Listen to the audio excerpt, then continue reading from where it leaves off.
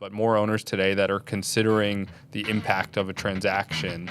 And if there's a way where they can satisfy their personal goals, get the liquidity and diversification they want, but still benefit their employee base and allow them to participate, I think it's definitely going to be more and more attractive to some of those younger business owners.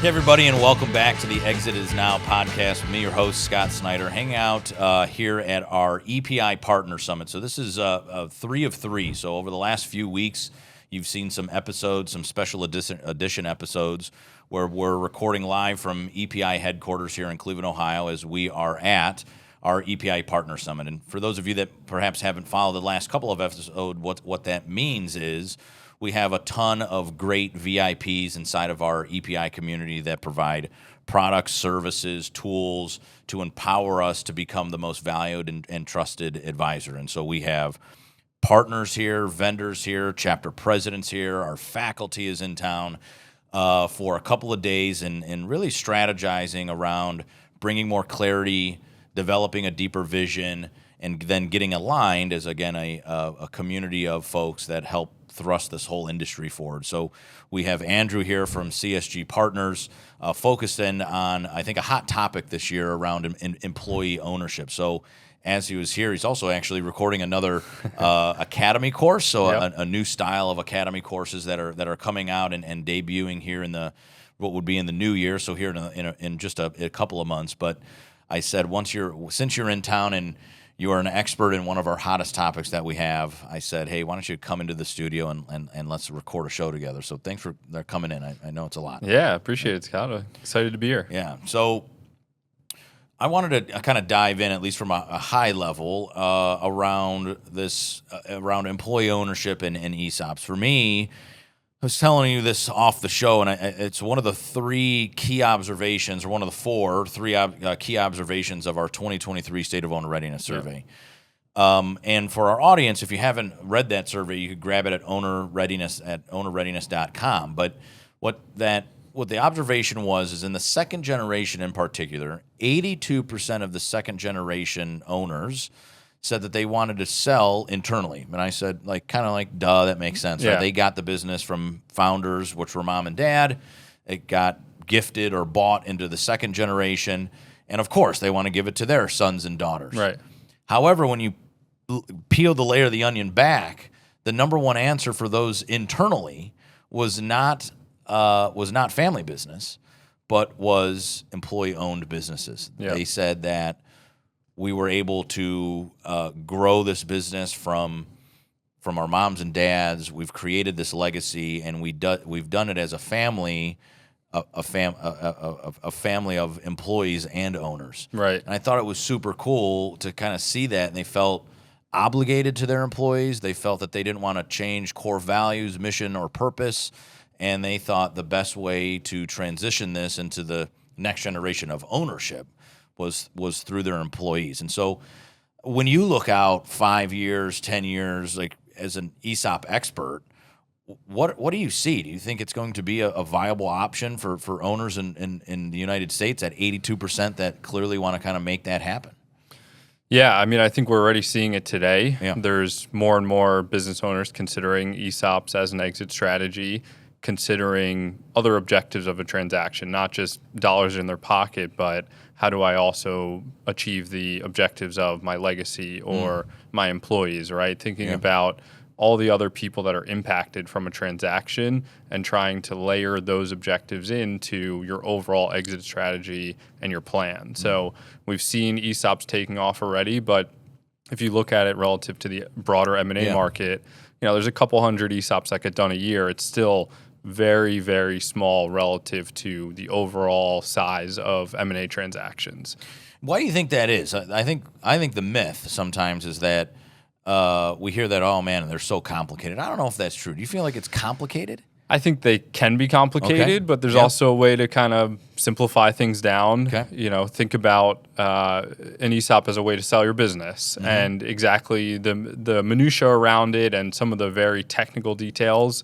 Those can be figured out over time, but sometimes I think people dismiss ESOPs on the surface just by saying it's too complex, it's not for me, when they haven't fully appreciated maybe some of the benefits that are involved and why it makes sense to consider some of that complexity. So let's dive into that, right? Like, what if you had to pick out 3 to 5 top benefits when you're sitting there and kind of educating an owner and their team as this being an option for them? What is that? What are those? What do they look like? Yeah, I think the first thing we talk about with business owners is the capital gains benefit to them. So a Section 1042 election is similar to 1031 of the tax code, and not to get too detailed, but at a high level, you can avoid paying capital gains taxes when you sell your company to an ESOP. So that can be 30-40% in some states, a little bit lower in others, but it's a huge savings off the top if you take advantage of that benefit, and it's not available if you sell your business to any other party. So initially, to get business owners interested or thinking about it, that's the first key benefit to think about as a personal tax benefit. Okay. Second benefit, your company post ESOP can actually operate 100% tax-free.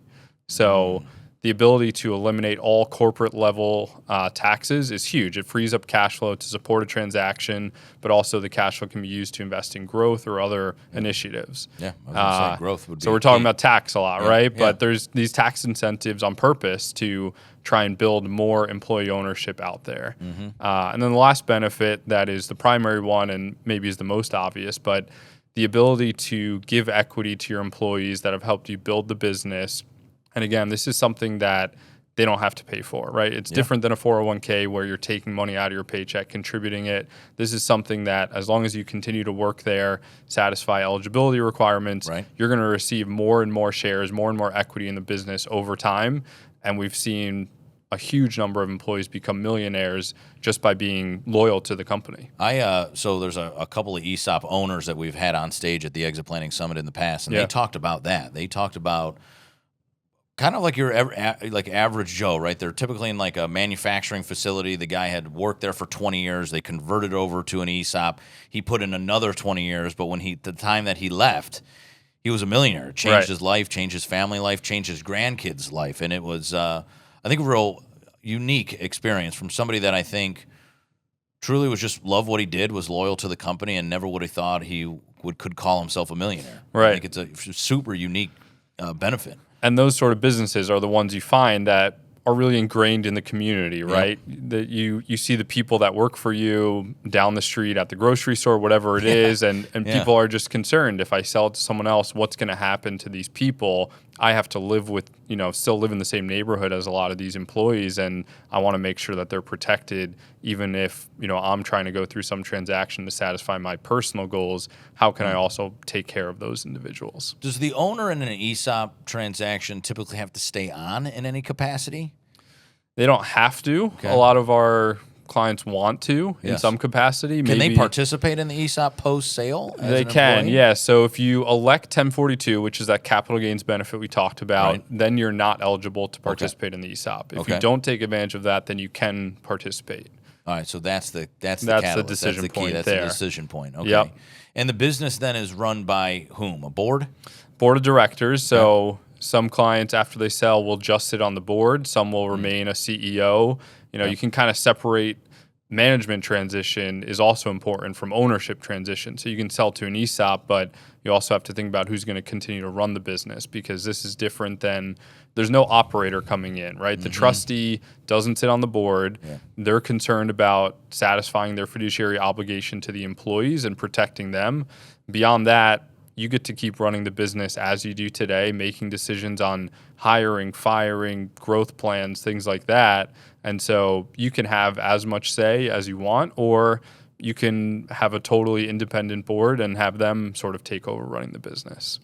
And then I think the other thing, if I'm sitting in the employee seat, I say, wow, that's you had the millionaire story, right? And they say, yeah, I really love this company and I want to continue to contribute. How do I get my money out as the employee?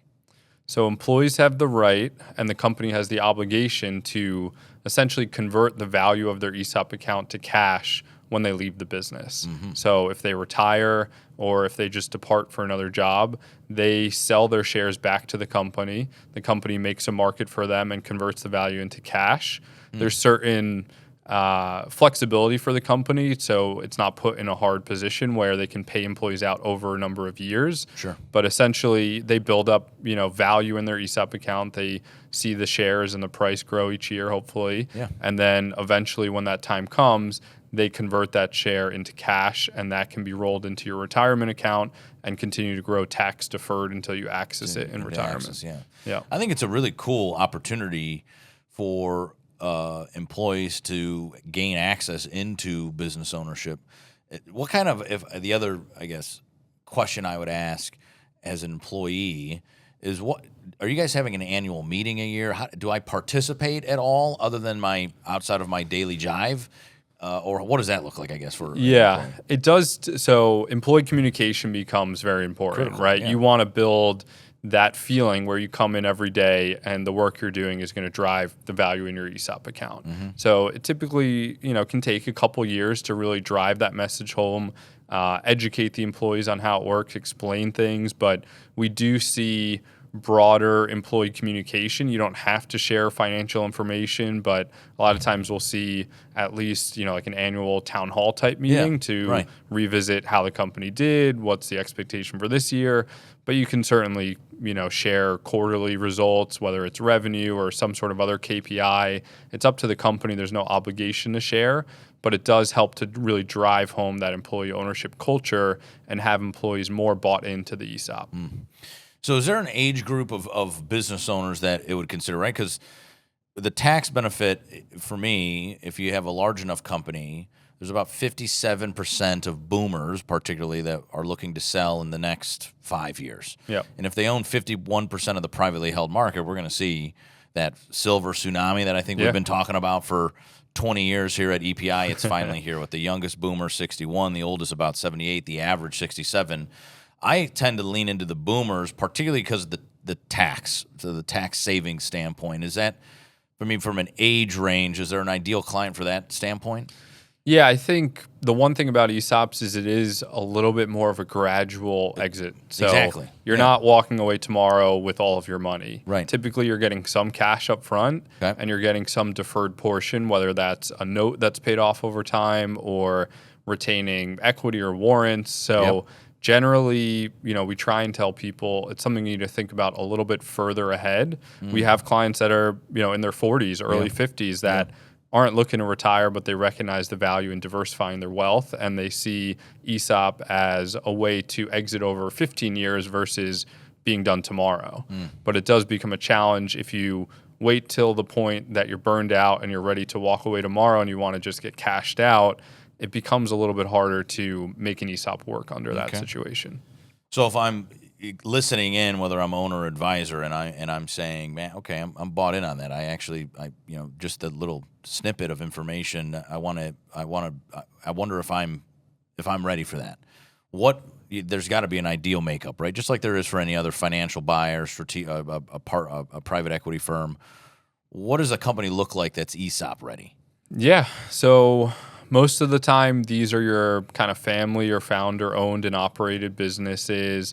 They're, they're not typically your technology software type high-growth companies. Think about construction, engineering, architecture, professional services in general, but manufacturing, transportation, a lot of those sorts of kind of family-oriented businesses are generally a good fit that have been around for a number of years. And have been, have steady cash flows, right? We need to be able to finance a transaction to get the owners the cash at close. Yeah. So having steady cash flows is important as well. What about heavy assets, right? Because the bank, they need a leverage or So there's some interesting situations where if you have a very asset intensive business, a lot of times if you sell it to a third party, they want to structure it as an asset purchase because the buyer gets to step up in basis and can depreciate it and shield their income, which actually brings depreciation recapture into the fold and shifts a lot of the sale price to ordinary income taxes for the seller. So an ESOP in those situations then starts to become a more attractive benefit because now instead of going from ordinary, cap gains to ordinary income, we're going from cap gains to potentially no cap gains, and the difference is even greater. So asset-intensive businesses are definitely a great fit for ESOPs. Construction has been the most popular recently, but we're doing work in virtually all industries other than some of that early stage, high growth, high tech stuff. Who's maybe off base a little bit, but who's kind of leading the effort inside of the ESOP world? Is there an institution? Is there a central hub of information around this ESOP charge, if you will? Yeah, it's a good question. There's two primary, one is called the ESOP associations, but there's two primary ESOP associations. Okay. So the ESOP association and then the National Center for Employee Ownership. Right. They put on annual national conferences, regional conferences, and have a ton of great educational resources online. So they're the two primary bodies that help to spread awareness. They help lobby the government to improve some of these benefits and things like that. Hi there, my name is Casey Clark. I'm the CEO and co-founder of Cultivate Advisors. We love working alongside wealth managers to help increase the enterprise value of the companies you work with, helping them speed up liquidity events, growing their profitability, ultimately helping you attract and retain more business owners. So we start by giving you a free online assessment tool. Now, this is a tool that only takes about 10 to 15 minutes for each of the companies you work with to take. After they take it, it's going to help kick out a 25-page customized report. It's going to help them understand what's the value of their company currently. Additionally, it's going to help break down the 24 value drivers that make up the health of the business. And that will together show the gap required if they were to solve those things that could help increase their enterprise value and help them become more educated. Now, as a partner of yours, we're going to match them with a past entrepreneur that's been extremely successful to sit down for several hours at no cost. And what we're going to do is we're going to help them think through the enterprise value of where they want to go, what the timeline of potential exit might be, and we're going to work it all the way back into what are the different growth rates required. How does the health score need to move and at what rate? We're even going to get into the problem solving of goals and road mapping of what the growth will look like as they continue forward in the organization. This is super, super impactful. How do business owners know what they don't know? Well, it's called getting third-party perspective, and we're here to offer that alongside you as their wealth manager. Exit planning is strategic planning. That's why 90 partnered with the Exit Planning Institute to help leaders build organizations that are ready for anything, including a successful transition. Take Josh Anderson from Acuity Technologies. In 2021, his team started running on EOS powered by 90. They focused on clarity, accountability, and execution. Earlier this year, they exited joining forces with Decision Point Technologies. For Josh, this wasn't luck. It was a result of doing the work, staying disciplined, and using the right tools to drive outcomes. Ready for your successful exit story? Join us at 90.io exit planning to learn more. So let's trail back a little bit to the benefits. What about, so say it sounds great from an owner's perspective. I get the benefits. I've started to learn about how it's kind of constructed and everything. How do I know my employees want that though? Right? Because you can't just, I would assume, not spring it. There has to be something, a part of your culture and people that says, I think they'd love this. Yeah, I think that goes back to, some of the early conversations. If an owner is starting to think, is this right for me or not? A lot of times what we'll see is the owner will sit down with their management team and have a conversation and just see, is this something you guys are interested in? Are you ready for this? Because, it's going to be on you to keep running the business, to take on more ownership. Now that we're giving equity to all the employees, you guys got to step up sort of thing, right? Like I'm sort of stepping back a little bit. So it definitely takes some of those early conversations to feel out how people, would receive it. But at the end of the day, generally employees don't say no when they're getting a free benefit that's layered on top of their existing compensation. Yeah, 100%. But it is important just for the post-transaction organization to continue to perform, because ultimately if it doesn't, then the employees aren't going to get the value through the ESOP that is expected. That is expected, yeah absolutely. So what is the I would say, what's the role of CSG in all of this, right? So can you talk to that a little bit? Because now I'm assuming if I'm in the business, or I'm trying to take you on a little bit of a journey to say, the benefits feel right for me and my employees. I understand a little bit more. Who do I engage for this, right? How does CSG play their role? Yeah, so I'll kind of split it into 3 different stages. Perfect. The first stage is education. Okay. We love talking about ESOPs. This is all we do. This is your specialty. Exactly. Yeah. So just explaining what an ESOP is, but also what it's not. Telling people, if we need to, I don't think an ESOP is a good fit, or it's not right for you, or it's not really what you think it is, right? Okay. ESOP has to give out equity to all employees. Sometimes we have business owners who say, I want to do an ESOP and give all the equity to this one employee. Well, you can't really do that, right? And if you need to share equity with everyone, then maybe they don't want to do it. Can you distribute equity differently? Can more tenured employees have a bigger chunk versus new folks? There's a lot of flexibility. You can design very complicated formulas. Okay. Most people take the simplistic route, which is based on compensation.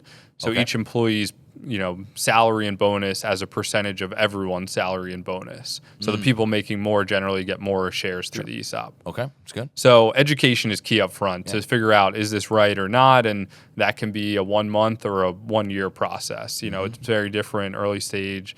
If it's starting to sound like something they're interested in and they want to go a little bit deeper to know if it's right or not, it takes us into the feasibility analysis stage. Okay. So that's starting to put some pen to paper, some numbers down, gathering financials, gathering projections and tax returns, and that analysis lays out what's the value you can achieve in an ESOP, what are the financing options, and then laying out the cash flows under various structures. Yeah. The great thing about ESOPs is they're very flexible, but it also it's something that needs to be weeded through. Doing a minority versus a majority, a C Corp versus an S Corp, warrants, stock appreciation rights. Yep. There's virtually an infinite number of ways that you can structure it. So based on early conversations around the owner's objectives and what they're looking to do, their time horizon, we'll build the ESOP and a couple different structures around that, lay out all the details. We also will show what the benefits to the employees are, what the value they're going to receive.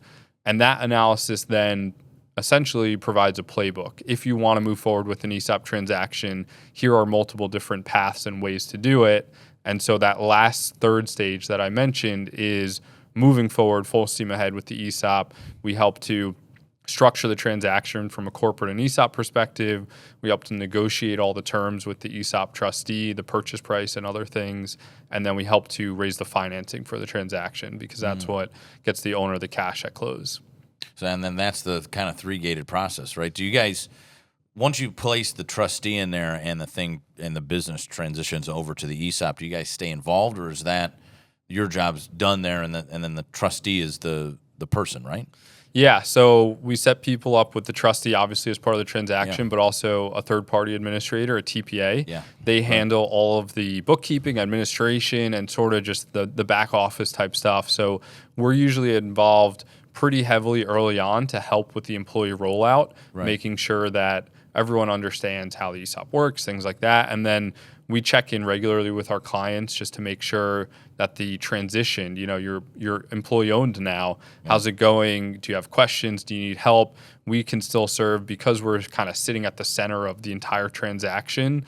There's a lot of times over the first year or two, a lot of ongoing questions, help with their tax advisors, things like that. And then as they kind of get their feet under them, we're probably a little bit less involved as they have figured it out and can kind of, know what they're doing at that point.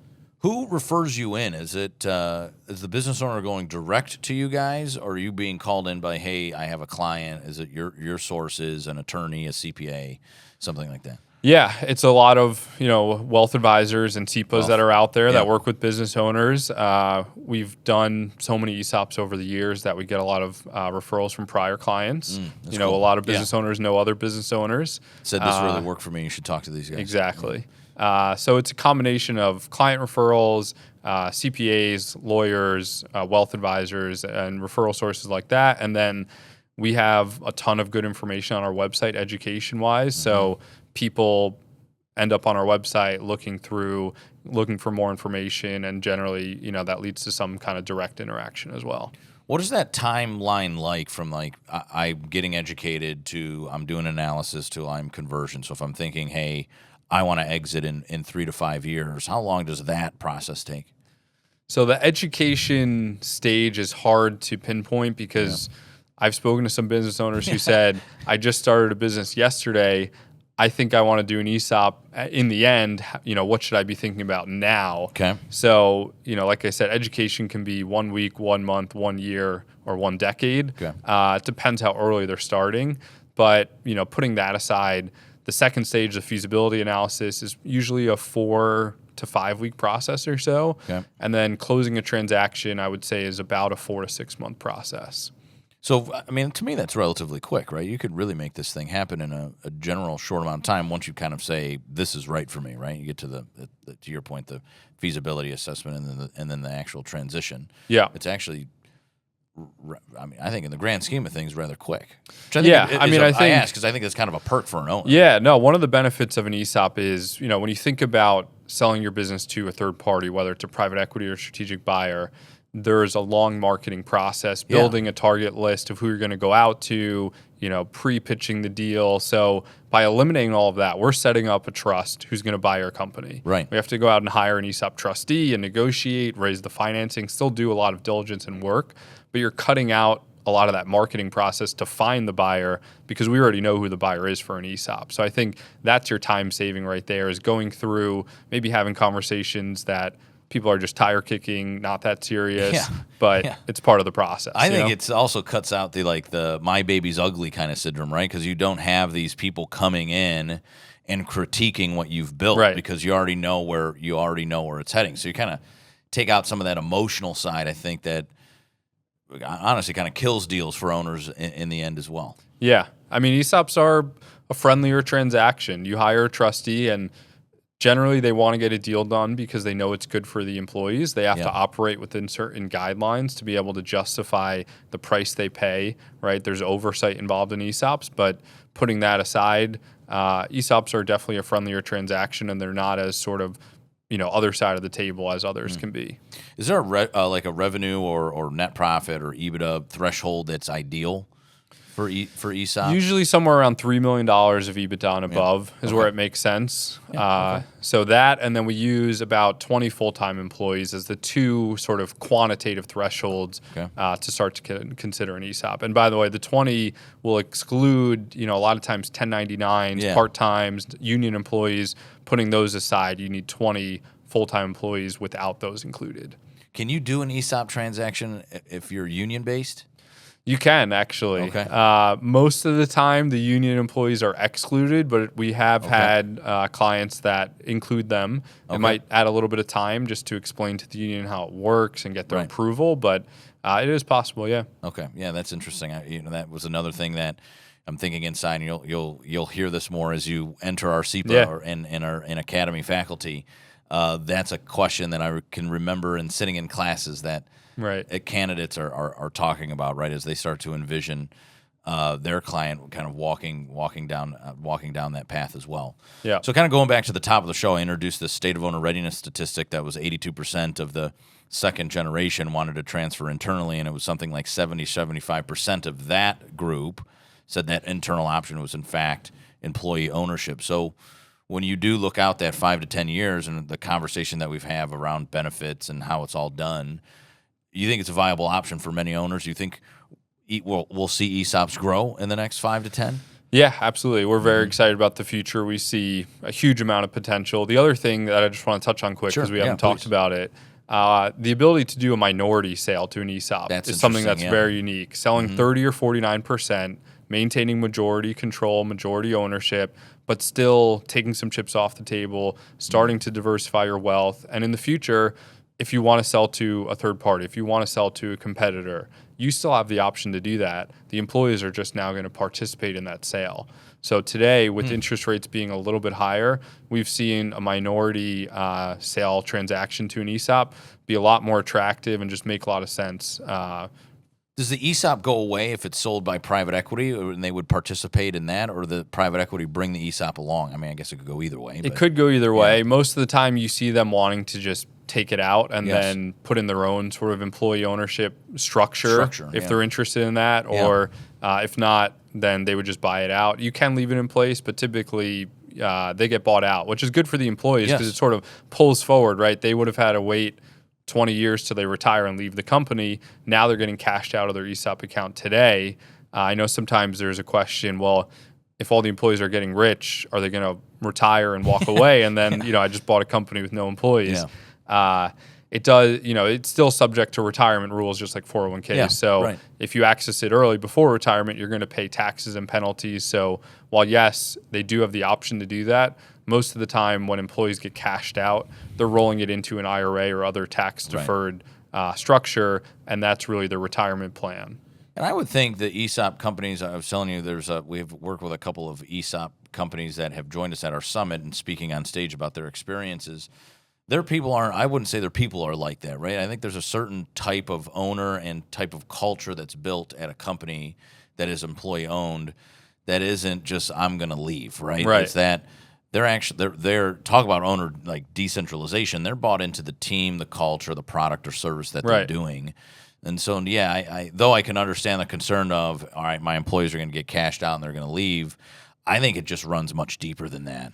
Yeah, I mean, a lot of times the companies that end up pursuing an ESOP transaction are the ones that have employees that on average have worked there, 10, 15, 20 years. It's got to help That's with crazy. retention and growth. Yeah, it's a huge beneficial to the employees, but to retain staff, right? So you're subject to a vesting schedule on your ESOP shares, so you have to work there usually for 6 years to be fully vested. But not only that, you're getting more shares every single year that you work there. Generally, the price is going up as the company repays the debt from the transaction. So over that 6-year period, you're going to see the power of the ESOP and how much wealth is accumulating in your account, and creates a huge incentive to stay there because, like we talked about, ESOPs are still very small, a minority of all the privately owned businesses in the U.S., and it's a very unique benefit that most companies don't have.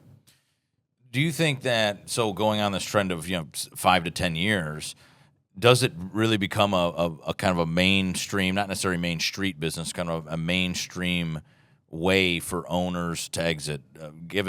Particularly, I ask this question because we have this generational state of owner readiness survey out, and I actually find millennials and Gen Xers, and particularly millennials, to be one of the most entrepreneurial generations yet, right? I think as entrepreneurial as the baby boomers who founded these companies in their sheds and have built them to 100,000 square foot manufacturing facilities. And when I think about the millennial generally who's perhaps an employee at a company, I think they're interested in ownership. I think they have like an entrepreneurial feel in them, and this might be a unique way for them to participate in that. Yeah, no, I think you definitely see it with younger generations. They're more concerned. I mean, think about companies shipping their products in sustainable packaging now. Yeah, that's not a decision that's made for the bottom line. It's made because they're considering other impacts to the broader economy and the broader world. So employee ownership, I think, is in that same vein. There's more owners, definitely with the younger ones, but more owners today that are considering the impact of a transaction. And if there's a way where they can satisfy their personal goals, get the liquidity and diversification they want, but still benefit their employee base and allow them to participate, I think it's definitely going to be more and more attractive to some of those younger business owners. Cool, man. Well, we're hitting the top of the show already. We don't go down a rabbit hole with this. I would say for our listeners who are certainly involved in the EPI community, we have some new course material debuting in the new year, and that's what Andrew's here to help us build over the next couple of days. But with that, I really appreciate you coming over to the EPI HQ before you get down your recording path inside of the studio tomorrow. Appreciate you having on the show and coming in. Our next episode is November 26th, so please tune in, listen, and leave a review on all your podcast platforms. Appreciate it. Thanks. All right. Thanks, Scott. See you.